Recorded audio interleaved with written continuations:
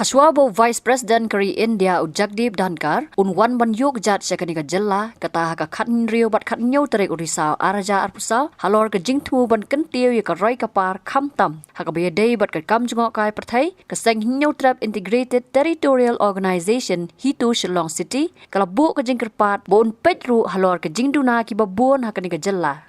Haba kran sikilat pathai kubor ka khat santari urisau araja arpusau usamla balajet Kyrwoh General Secretary ula penpau ka jingkerman halor ka jingwan Jngoh Vice President Kari bat ban bu ru ka jingkerpat bah ka jingwan Jngoh yaki Jaka Jngohkai udai ru ban Peit yaki Jingduna ki babon hakani ka Jylla hakabe dei ka jing e ka baki pat ba ki mat bat khamtam ka jingbam sap ka sarkar Jylla. We from the HITO Integrated Territorial Organization, we are very happy on receiving the information and the news that the Vice President of India, Mr. Jagdeep Dhankar, will be visiting our state tomorrow and thereafter tomorrow, the 16th and 17th. We are very happy to receive you, and we are happy that you will be visiting a few of these places, of these tourist spot places in our state.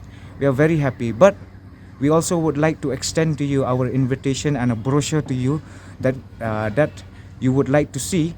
That you would like to see while visiting our state and see the underdevelopment that is happening under our state.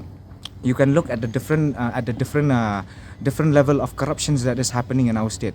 The central government is sending us thousands and thousands of crores for development in our state, but if you look at it, if you look at the development in our state, at the infrastructures and everything, it's lacking behind. The amount that is sent from the central government to the amount that is being spent on the ground is not matching at all. So we extend our heartily welcome to our Vice President and also to visit these places in all these places that we are giving in our brochures, so that you can look at the corruption that this government is happening. The corruption under this government is happening, and that the people, how much the people are suffering in the state.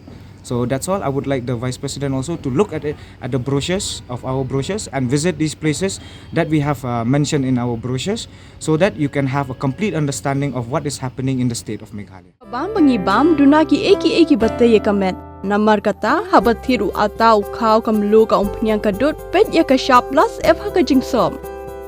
Yaki nutrient kumki vitamin bat ka ayan la icon diat bat ka bathau bha kam khta ai ka dur jingki mar bam ka jing mat lani ka rukom shed yaki balehi banai kita ka don ka we ka jing mentoy ba kongsan ka kot ka khia ka nutrition ba kham bha ka jing im ba kham bha pendon kam daki mar bam don ka sharp plus f menta ka sni Lawan Ra Shafi Lingba ko office jong Commissionerate of Food Safety Meghalaya.